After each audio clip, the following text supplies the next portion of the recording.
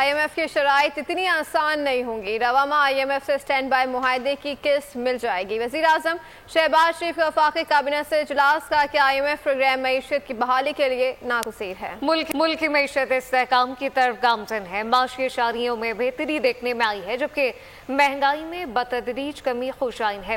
PIA کی نجکاری طے شدہ ٹیلیول کے مطابق ہوگی۔ ہوائی اڈوں کی آڈٹ سورسنگ کے لیے حکمت عملی ترتیب دی جا چکی ہے۔ FBR کی ڈیجیٹلائزیشن شروع ہو گئی ہے۔ معاشی استحکام سے ہی غربت کا خاتمہ ممکن ہے۔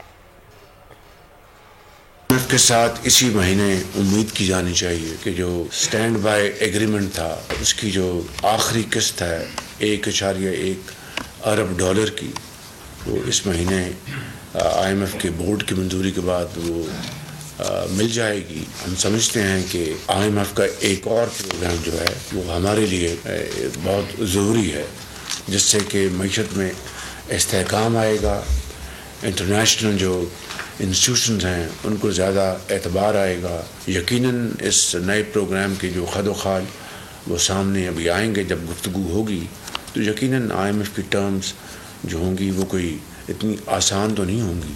FBR کی جو ڈیجیٹلائزیشن ہے اس کے اوپر پوری طرح تندہی سے کام ہو رہا ہے، اور انشاءاللہ امید کی جانی چاہیے کہ اسی مہینے کنسلٹنٹس اپوائنٹ ہو جائیں گے۔